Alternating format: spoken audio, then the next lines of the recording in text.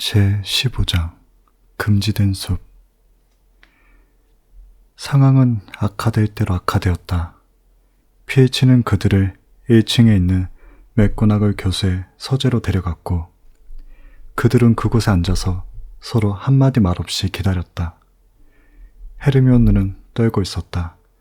해리의 머릿속에서는 변명거리와 알리바이와 꾸며낸 이야기들이 마구 떠올랐지만 모두가 말도 되지 않는 것들이었다.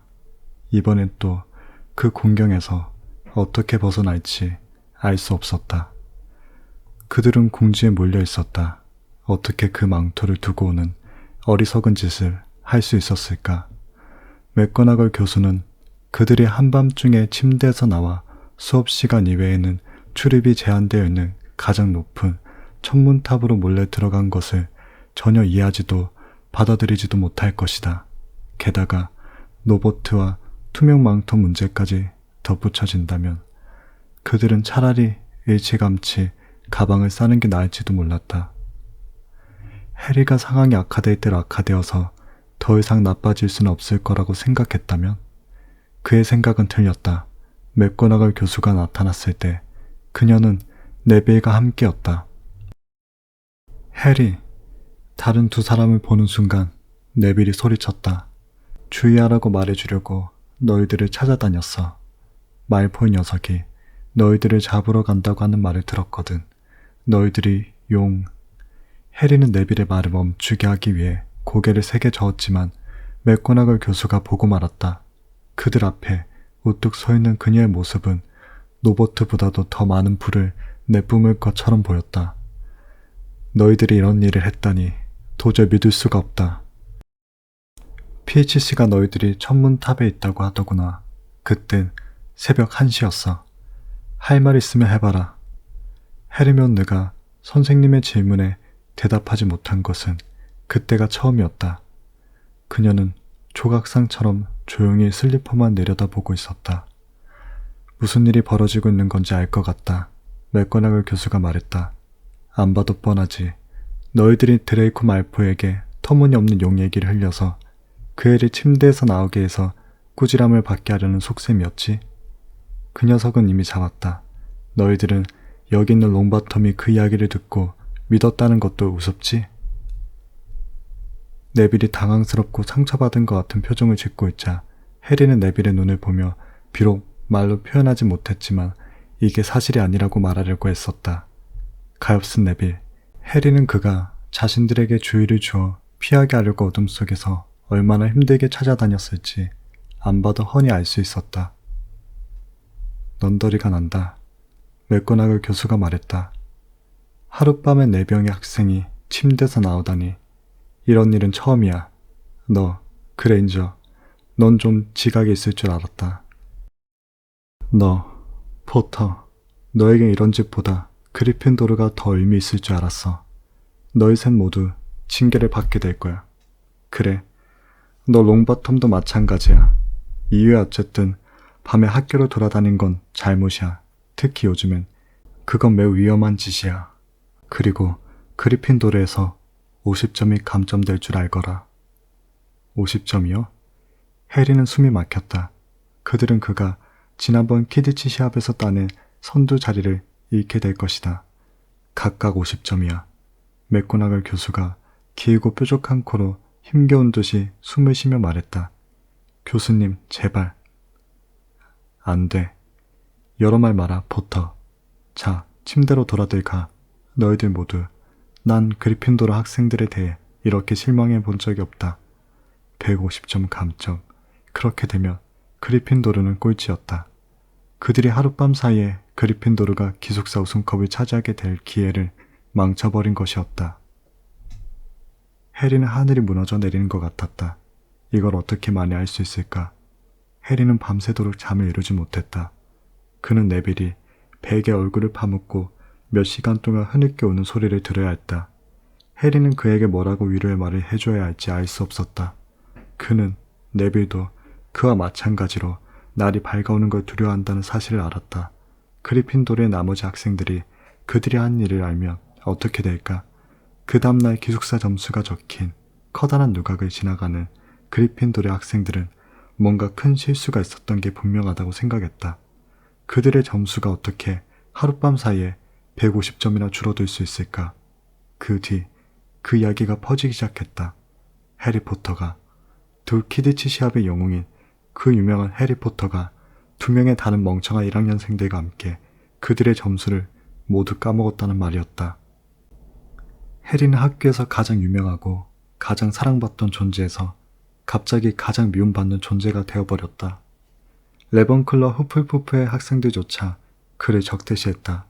왜냐하면 모두들 슬리데린이 기숙사 우승컵을 받지 못하는 걸 보게 되길 몹시도 바랐기 때문이었다. 해리가 가는 곳마다 사람들은 손가락질을 했고 그를 욕할 때도 굳이 목소리를 낮추지 않았다. 슬리데린들은 반면에 그가 옆으로 지나가면 획 하고 휘파람을 부는가 하면 환호하며 박수를 쳤다. 고마워 포터, 네게 빚 하나 졌어. 그의 곁에는 오직 론뿐이었다. 몇 주 지나면 그 애들도 다 잊어버릴 거야. 프레드와 조지 형도 언제나 점수를 뭉텅뭉텅 까먹었는데 사람들은 아직도 형들을 좋아해. 하지만 그들은 한 번에 150점을 까먹은 적은 없었잖아. 안 그래? 해리가 비참하게 말했다. 그건 그렇지. 론이 인정했다. 그렇게 큰 감점을 회복하기에 너무 늦기는 했지만 해리는 이제부터 다시는 자신의 일이 아닌 어떤 일에 관여하지 말아야겠다고 굳게 맹세했다. 몰래 이것저것 살피며 돌아다닌 것 때문에 결국 그렇게 되었기 때문이었다. 그는 부끄러움을 견딜 수가 없어 우드에게 가서 퀴디치 팀을 그만두겠다고 말했다. 그만둔다고? 우드가 큰 소리로 말했다. 그게 무슨 도움이 되겠니? 퀴디치에서 이기지 못하면 우리가 어떻게 점수를 딸 수 있겠어. 하지만 그는 퀴디치조차 흥미를 잃고 말았다. 팀원들은 연습하는 동안 해리에게 전혀 말을 걸지 않았고 말을 꼭 해야 할 때는 그저 수색꾼이라고 불렀다. 헤르미온느와 네빌도 고통받기는 마찬가지였다. 그들은 해리만큼 유명하진 않았으므로 그 정도로 힘겹지는 않았지만 아무도 그들에게 말하려고 하지 않기는 마찬가지였다. 헤르미온느는 수업 시간에 더 이상 사람들의 주의를 끄는 행동을 하지 않았으며 그저 고개를 푹 숙이고 조용히 앉아 있었다. 해리는 시험이 멀지 않았다는 게 차라리 기쁠 정도였다. 공부에 푹 파묻혀 있으면 그런 비참함을 마음에서 떨궈버릴 수 있기 때문이었다. 그와 론과 헤르미온느는 서로 만나는 걸 피하고 복잡한 마법의 약 성분들이나 마법과 주문들을 외우고 마법의 발견과 도깨비 반란 날짜들을 암기하며 밤늦게까지 공부에 매달렸다. 그 뒤 시험 시작 예정일 일주일 전쯤 그와 관계되지 않는 어떤 일에도 관여하지 않겠다던 해리의 결심이 예상치 못했던 시험대에 올려지게 되었다. 도서실에서 기숙사로 돌아가던 어느 날 오후 그는 앞 교실에서 누군가가 훌쩍훌쩍 울고 있는 소리를 들었다. 가까이 다가가자 키렐의 목소리가 들렸다. 안 돼. 안 돼. 다시는 안 돼. 제발. 누군가가 그를 협박하고 있는 것 같았다. 해리는 더 가까이 갔다. 좋아. 좋아. 그는 키렐이 흐느끼는 소리를 들었다. 잠시 후 키렐이 터번을 똑바르게 매만지며 교실에서 급히 나왔다. 그는 창백했고 금방이라도 울어버릴 것 같은 표정이었다. 그가 저쪽으로 걸어갔다. 해리는 키렐이 그를 알아챘을 거라고는 생각하지 않았다. 그는 키렐의 발자국 소리가 멀어질 때까지 기다렸다가 교실 안을 들여다보았다. 교실은 텅 비어 있었지만 맞은편의 문이 조금 열려 있었다. 해리는 그쪽으로 반쯤 걸어가다가 다시는 어떤 일에도 관여하지 않겠다고 맹세했던 일을 떠올렸다.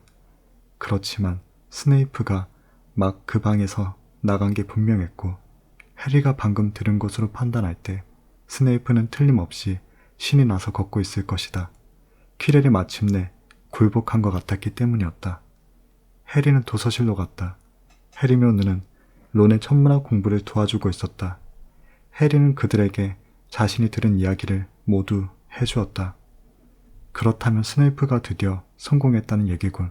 론이 말했다. 만일 퀴렐이 그에게 어둠의 힘을 막는 주문을 깨는 방법을 가르쳐 주었다면. 그때도 플러피가 있잖아. 헤르미온느가 말했다. 스네이프는 어쩌면 해그리드의 도움 없이도 플러피를 지나가는 방법을 알아냈는지도 몰라. 론이 그들을 둘러싸고 있는 수천 권의 책을 올려다보며 말했다. 여기 어딘가에 머리가 새 딸린 거대한 개를 지나가는 방법을 알려주는 책이 분명히 있을 텐데 이제 어떡하지, 해리? 론의 눈에 다시 모험의 불빛이 타오르고 있었지만 해리가 뭐라 말하기도 전에 헤르미온느가 말했다. 덤블도어 교수님에게 가는 거야. 우린 진작에 그렇게 했어야 했어. 만일 또 우리 맘대로 행동했다간 이번엔 확실히 쫓겨날 거야. 하지만 아무 증거가 없잖아. 해리가 말했다. 퀴렐은 너무 겁에 질려 있어서 우리를 도와주지 못할 거야. 그리고 스네이프가 할로윈 때 트롤이 어떻게 들어왔는지도 모르며 3층 근처에는 가본 적도 없다고 시침이 떼면 그만이야. 사람들이 누굴 믿겠어. 그일까 우리일까. 우리가 그를 싫어하는 건 누구나 다 알아. 덤블도어 교수님은 우리가 그를 파면당하게 하려고 그런 말을 꾸며냈다고 생각할 거야. 필치는 자신의 생계가 거기에 달려있으니 우리를 도우려고 하지 않을 게 뻔해. 그는 스네이프에게 지나치게 친절하기도 하고 그는 학생들이 처벌받으면 받을수록 좋다고 생각할 거야. 그리고 잊지 마. 우린 그 돌이나 플러피에 대해 알아선 안 되는 것으로 되어 있어. 그건 많은 설명을 필요로 할 거야. 헤르미온느는 수고가는 표정이었지만 론은 그렇지 않았다. 우리가 만일 조금만 캔다면 안 돼. 해리가 단호하게 말했다. 우린 이미 할 만큼 했어. 그는 목성 지도를 끌어당겨 그 달들의 이름을 외우기 시작했다. 그 다음날 아침 식사 테이블에 해리와 헤르미온느와 네빌에게 편지가 배달되었다. 편지 내용은 모두 똑같았다. 여러분의 징계는 오늘 밤 11시에 시작됩니다. 현관에서 필치스를 만나세요. 맥고나글 교수. 해리는 감점받은 데 온통 정신이 팔려 징계받았다는 사실을 까맣게 잊고 있었다. 이렇게 되면 하룻밤 동안은 공부를 할 수 없었으므로 헤르미온느가 불평을 하리라 예상했지만 그녀는 한마디도 하지 않았다. 해리와 마찬가지로 그녀도 벌을 받는 게 당연하다고 생각하고 있었다. 그날 밤 11시에 그들은 학생 휴게실에서 론에게 작별 인사를 하고 네빌과 함께 현관으로 내려갔다. 필치는 이미 와 있었다. 말포이도 와 있네. 해리는 말포이도 징계받았다는 사실을 잠시 잊고 있었다. 따라와. 필치가 등불을 켜고 그들을 밖으로 안내하며 말했다. 2번 다시 학교 규칙을 어기지 못하도록 해줄 테니까. 그가 심술궂은 눈초리로 그들을 흘겨보며 말했다. 그래, 고된 노동과 고통이 인생의 가장 훌륭한 스승이지. 예전의 처벌 방법들이 다 없어져서 안 됐군. 손목을 며칠 동안 천장에 매달아 놓는다던가 뭐 그런 거 말이야. 내 사무실엔 아직도 사슬이 있어. 혹시 필요할 경우를 생각해서 기름도 잘 쳐두었지. 좋아, 출발하자. 달아날 생각이라 아예 말고 그랬다간 더 좋지 않을 거야. 그들은 어두운 정원을 가로질러 걸어갔다. 네빌은 계속해서 코를 훌쩍거리고 있었다. 해리는 자신들이 어떤 벌을 받게 될지 궁금했다. 아주 끔찍할 것이게 분명했다. 그렇지 않다면 필치가 저렇게 좋아할 리가 없었다. 달은 밝았지만 구름이 오락가락하며 달빛을 가렸다. 앞에서 해리는 불이 밝혀진 해그리드 오두막 창문을 볼 수 있었다. 그때 멀리서 고함 소리가 들렸다. 자넨가 필치? 서둘게. 나도 빨리 시작하고 싶으니까. 해리는 가슴이 떨렸다. 만약 해그리드와 함께 일하게 된다면 그렇게 나쁘진 않을 것이다. 안도의 빛이 얼굴에 나타났던지 필치가 말했다. 저 멍청이와 즐거운 시간을 보낼 수 있을 거라고 생각하나 보지? 착각하지 마라 꼬마야. 너희들은 숲속으로 가고 있는 거야. 멀쩡하게 돌아온다는 건 꿈도 꾸지 마라. 이 말에 네빌은 작은 신음소리를 냈고 말포이는 걸음을 딱 멈췄다. 숲이라고요? 그가 되풀이하며 말했다. 그의 목소리는 평상시만큼 그렇게 차갑게 들리지는 않았다. 우린 밤에는 저 안에 들어가면 안 돼요. 저 안에는 온갖 것들이 다 있다고요. 늑대들도 있다고 들었어요. 네빌이 해리의 망토 소매를 움켜잡고 숨 넘어가는 소리를 냈다. 그거야 내가 알 바 아니지, 안 그래? 필치는 좋아서 목소리마저 갈라졌다. 벌받을 짓 하기 전에 늑대들에 대해 생각했어야지, 안 그래? 해그리드가 어둠 속에서 그들 쪽으로 성큼성큼 걸어왔다. 뒤에서 팽이 졸졸 따라오고 있었다. 해그리드는 커다란 석공을 들고 있었고 어깨에는 화살통이 매달려 있었다. 시간이 거의 다 됐잖아. 그가 말했다. 난 여기서 30분 동안 기다렸어. 괜찮니, 해리? 헤르미온느? 그 애들에게 지나치게 친절하게 굴어선 안 되잖아, 해그리드. 필치가 냉담하게 말했다. 그 애들은 결국 여기에 벌받으러 온 거니까 말이야. 그래서 늦은 거야? 해그리드가 필치에게 눈살을 찌푸리며 말했다. 그 애들에게 훈계하느라고? 그건 자네가 할 일이 아니잖아. 이제 자네 할 일은 다 했으니 여기서부터는 내가 맡을게. 새벽에 오겠네. 필치가 말했다. 만일 살아남은 녀석이 있다면 말이야. 그는 이렇게 심술궂게 덧붙이고는 돌아서서 어둠 속에서 등불을 흔들며 성으로 걸어가기 시작했다. 말폴과 멀어져가는 필치를 바라보다가 해그리드에게 고개를 돌렸다. 전 저 숲속에 들어가지 않을래요. 해리는 겁에 잔뜩 질려있는 그의 목소리를 듣자 고소한 생각이 들었다. 호그와트에 머물고 싶다면 들어가야 해. 해그리드가 사납게 말했다. 죄를 지었으면 마땅히 벌을 받아야지. 하지만 이건 하인의 일이잖아요. 그건 학생들이 할 일이 아니라고요. 전 글을 베껴 쓴다든가 뭐 그런 벌을 받을 줄 알았어요. 내가 이런 일을 하고 있는 줄 아시면 우리 아버지가 호그와트에서는 이렇게 해. 해그리드가 성내며 말했다. 글을 베껴 쓴다고? 그게 너희들에게 무슨 도움이 되니? 같은 벌을 받아도 기왕이면 너희들에게 도움이 되는 게 낫지 않겠어? 그게 싫으면 나가야지. 네 아버지가 차라리 네가 쫓겨나길 바란다고 생각하면 그러면 성으로 돌아가 짐을 싸어서. 말포이는 꼼짝하지 않았다. 그는 해그리드를 사납게 쳐다보았지만 곧 고개를 떨구었다. 좋아. 그러면 해그리드가 말했다. 잘 들어. 우리가 할 일은 위험하니까 말이야. 그리고 난 아무도 위태롭게 되길 바라지 않아. 잠시 이쪽으로 따라와. 그는 그들을 숲속 가장자리로 데려갔다. 그는 등불을 높이 들어올린 채 울창한 나무들 속으로 나있는 좁다랗고 꼬불꼬불한 길을 가리켰다. 숲속에서 산들바람이 불어와 그들의 머리카락이 휘날렸다. 저길 봐. 해그리드가 말했다. 땅 위에서 반짝이고 있는 저거 보이니? 은빛 나는 거. 그건 유니콘의 피야. 어쩌면 저 쓰레기통 안에 심하게 다친 유니콘이 있을지도 몰라. 벌써 일주일에 2번째야. 지난 수요일에는 죽은 유니콘이 발견되었거든. 우린 지금 그 가엾은 동물을 찾으러 가는 거야. 우린 어쩜 그 녀석을 죽여야 할지도 몰라. 마냥 고통스러워 씨름하는 것보단 그 편이 그 녀석에게 편안할 수도 있거든. 아무리 다쳤어도 그 유니콘이 우리를 먼저 발견하면 어떡해요. 말폴가 여전히 겁에 질린 것 같은 목소리로 말했다. 나나 펜과 함께 있으면 숲속에서 사는 어떤 것도 너희들을 해치지 않을 거야. 해그리드가 말했다. 길을 따라 쭉 가다가 두 무리로 갈라져서 서로 다른 방향으로 가는 거야. 도처에 핏자국이 있어. 유니콘이 어젯밤부터 비틀거리며 돌아다닌 게 분명해. 팽은 제가 데려갈게요. 말폴가 팽의 긴 이빨을 바라보며 얼른 말했다. 좋아. 하지만 조심해야 해. 그 녀석은 겁쟁이거든. 해그리드가 말했다. 그러면 나와 해리, 그리고 헤르미온느가 한쪽으로 가고 말포이, 네빌, 팽은 그 반대쪽으로 가는 거야.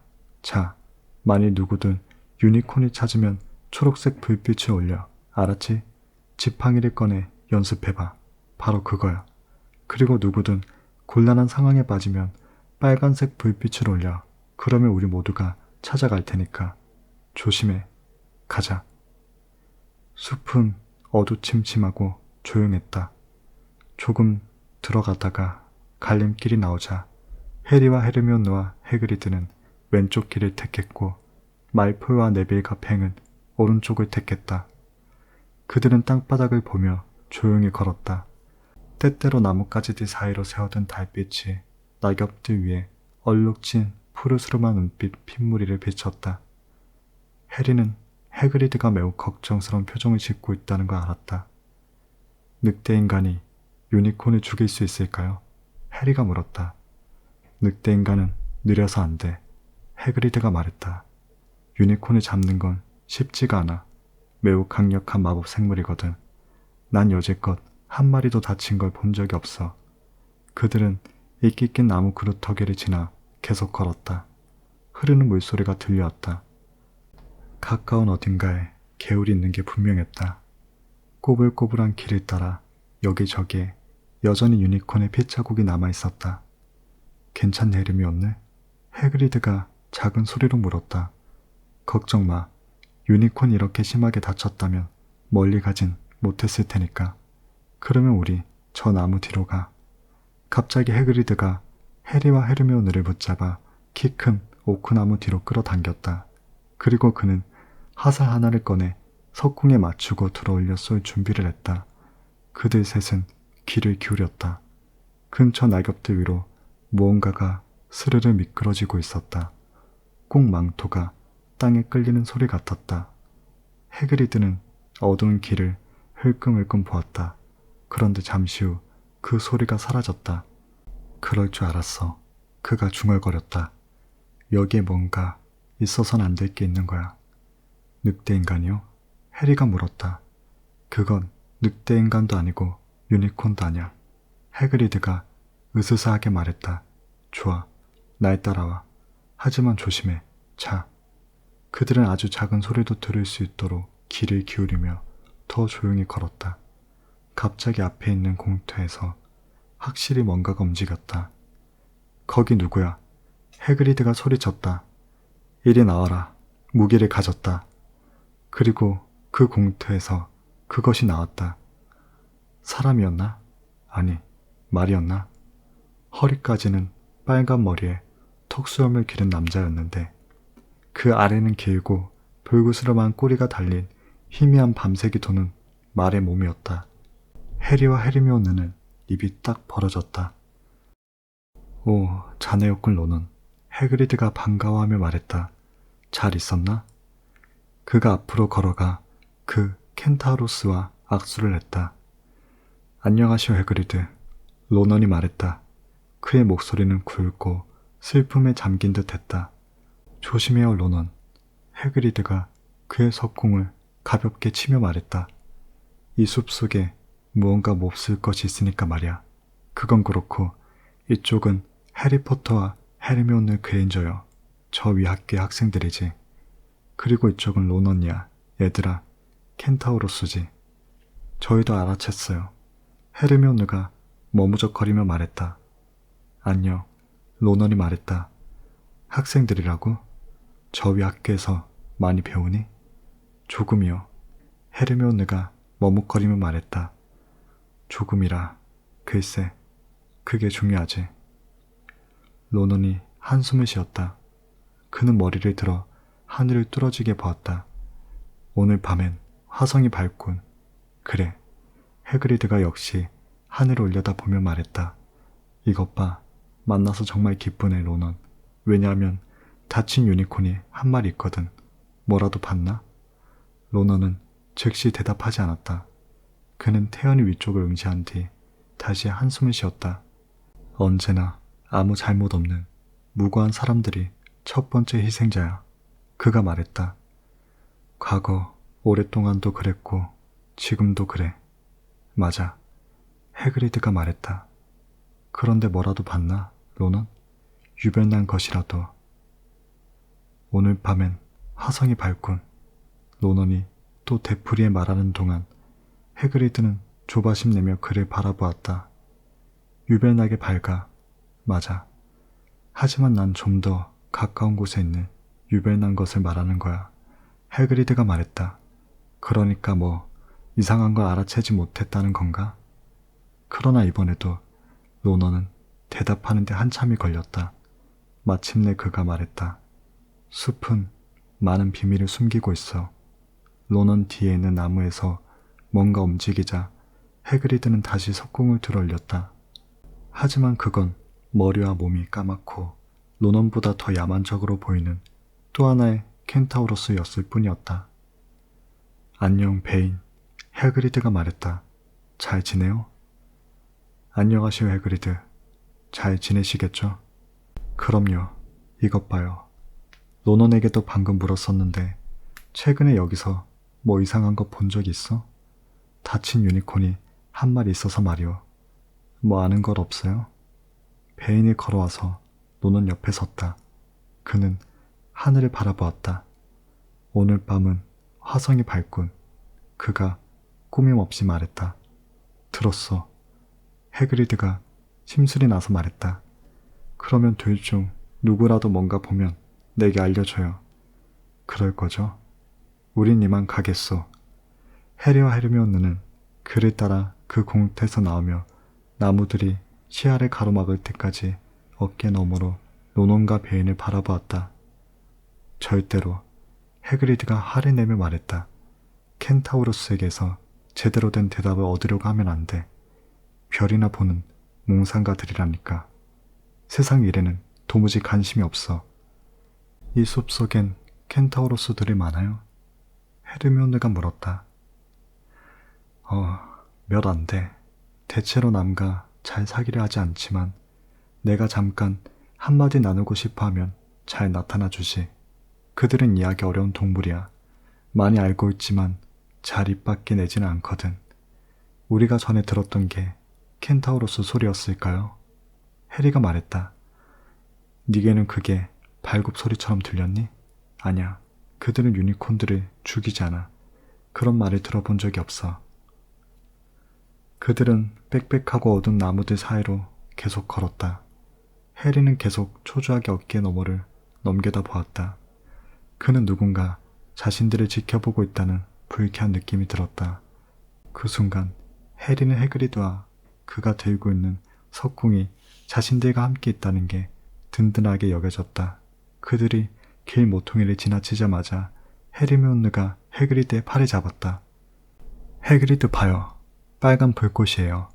다른 애들이 위험에 처했나 봐요. 너희 둘은 여기서 기다려. 해그리드가 소리쳤다. 길에 가만히 있어. 다시 돌아올 테니. 그들은 그가 덤불을 헤치고 나아가는 소리를 들으며 낙엽들이 살랑살랑 떨어지는 것 말고는 아무 소리도 들을 수 없을 때까지 겁에 질려서 서로 얼굴만 바라보고 서 있었다. 그 애들이 설마 다치지는 않았겠지? 헤르미온느가 작은 소리로 말했다. 말폴가 다쳤다면 상관하지 않아. 하지만 네빌에게 무슨 일이 있다면. 애초에 그 애가 여기에 온 건 우리의 잘못이었잖아. 시간이 지리하게 흘렀다. 귀가 평소보다 더 예민해진 것 같았다. 해리는 산들거리는 바람소리, 작은 가지에 금가는 소리까지도 들리는 것 같았다. 무슨 일이 벌어지고 있는 걸까? 다른 사람들은 어디에 있는 걸까? 마침내 저벅저벅 밟는 발자국 소리를 내며 해그리드가 돌아왔다. 말폴과 네빌과 팽도 함께 왔다. 해그리드는 굉장히 성이 나 있었다. 말폴과 몰래 네빌 뒤로 가서 장난으로 그를 놀라게 했던 것 같았다. 그래서 네빌이 겁을 집어먹고 그 불꽃을 올렸던 것이다. 너희들이 이렇게 법석을 떨어왔으니 이제 행여나 뭐라도 잡을 수 있겠냐? 좋아, 그룹을 바꾸자. 네빌, 넌 나와 헤르미온느와 있고, 해리, 넌 펜과 이 얼간이와 가. 미안해. 해그리드가 해리에게 작은 소리로 덧붙였다. 하지만 그 녀석은 널 쉽게 놀라게 하진 못할 거야. 우린 이 일을 반드시 해내야만 해. 그래서 해리는 말포이와 펜과 함께 숲 한가운데로 출발했다. 그들이 1시간쯤 계속해서 들어가자 숲이 너무 울창해서 더 이상 갈 수가 없었다. 해리는 핏자국이 더 진해지는 것 같다고 생각했다. 근처 나무 뿌리에는 그 가엾은 동물이 고통으로 마구 몸부림쳤었던 듯 피가 튄 얼룩들이 여기저기 있었다. 해리는 늙은 오크나무에 뒤엉킨 가지들 사이로 앞에 있는 공터를 볼 수 있었다. 봐. 그가 말포의 팔을 잡아 끌며 낮은 목소리로 말했다. 땅바닥에 뭔가 밝은 하얀색이 어슴풀에 빛났다. 그들은 조금 더 가까이 다가갔다. 그것은 정말 유니콘이었다. 그리고 그것은 죽어 있었다. 해리는 그렇게 아름답고 그렇게 슬픈 건 본 적이 없었다. 유니콘은 그 길고 가느다란 다리들을 이상한 각도로 쭉 뻗고 갈기는 거무스름한 이파리들 위에 진주처럼 하얗게 늘어뜨린 채 누워 있었다. 해리가 그쪽으로 한 발짝 더 내딛었을 때 뭔가가 주르르 미끄러지는 소리가 들렸다. 그는 몸이 얼어붙는 것 같았다. 그 공터 가장자리에 있는 덤불이 흔들렸다. 그리고 어둠 속에서 두건을 쓴 형상이 나타났다. 해리와 말포이와 팽은 꼼짝 않고 그 자리에 서 있었다. 그런데 그 망토를 쓴 형상이 유니콘에게 다가가더니 그 동물의 옆구리에 난 상처 부위에 머리를 쳐박고는 피를 빨아먹기 시작했다. 말포이가 소름 끼치는 비명을 지르고는 달아났다. 팽도 그랬다. 그러자 두건을 쓴 형상이 고개를 쳐들고 해리를 똑바로 바라보았다. 그 형상의 앞자락에서는 유니콘의 피가 흐르고 있었다. 그것은 일어서서 즉시 해리 쪽으로 왔다. 그는 무서워서 움직일 수가 없었다. 그 뒤 그가 한 번도 느껴보지 못했던 찌르는 듯한 통증이 머리를 조여왔다. 마치 그의 흉터에 불이 붙는 것 같았다. 반쯤 앞이 보이지 않는 상태에서 그는 비틀거리며 뒷걸음질 쳤다. 그때 뒤에서 급히 달리는 발굽 소리가 들리더니 뭔가가 해리 위쪽으로 뛰어내려 그 형상을 공격했다. 머리 통증이 너무 심했으므로 해리는 무릎을 꿇고 앉았다. 1, 2분쯤 지났을까.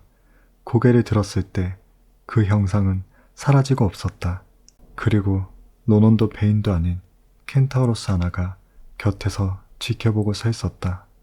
이 켄타우로스는 더 젊어 보였고 흰 빛이 도는 금발에 몸은 팔로미노 같았다. 괜찮니? 켄타우로스가 해리를 잡아 일으키며 말했다. 네, 고마워요. 그게 뭐였죠? 켄타우로스는 대답하지 않았다. 그의 눈은 엷은 사파이어 빛깔이었다.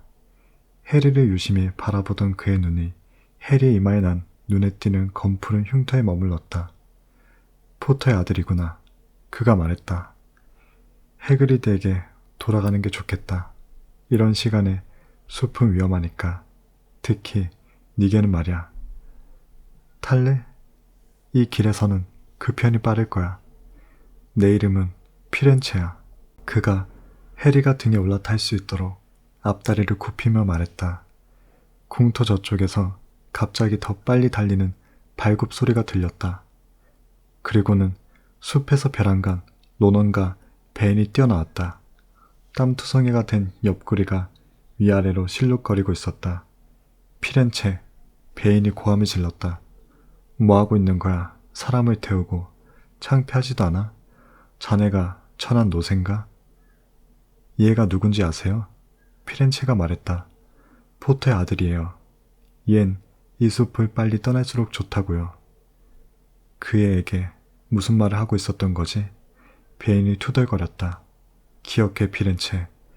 우리는 하늘에 거스리는 일을 하지 않기로 맹세했어. 행성들의 움직임으로 어떤 일이 닥칠지 눈치챘잖아. 피렌체는 분명 그게 제일 좋으리라는 생각에서 그렇게 했을 거예요. 해리가 잔뜩 주눅든 목소리로 말했다. 베인이 화가 나서 뒷발을 찼다. 제일 좋으리라는 생각에서? 그게 우리와 무슨 상관이야. 켄타우로스는 예언되어진 일에 관여해선 안 된다고. 우리의 숲에서 길을 잃어버린 인간들을 찾아 당나귀들처럼 뛰어다니는 건 우리의 일이 아니야. 피렌체가 화가 났는지 갑자기 뒷다리로 일어섰으므로 해리는 떨어지지 않기 위해 그의 어깨를 꽉 잡아야만 했다. 저 유니콘을 보지도 못하셨어요? 피렌체가 베인에게 고함을 질렀다. 그것이 왜 죽었는지 이해 못하세요?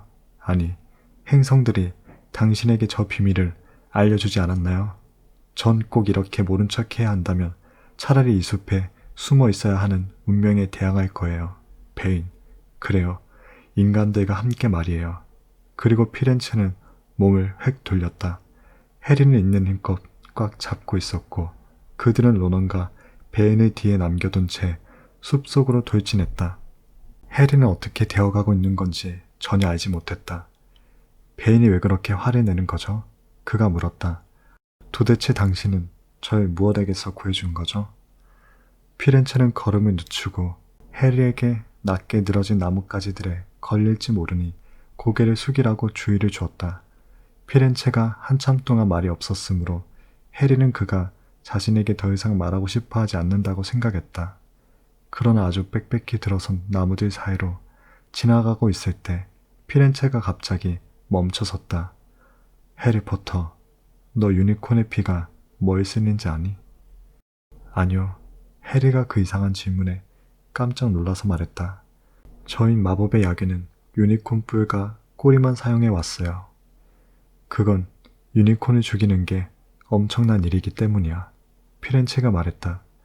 자포자기하고 바닥 인생을 사는 놈들만이 저지를 수 있는 일이지.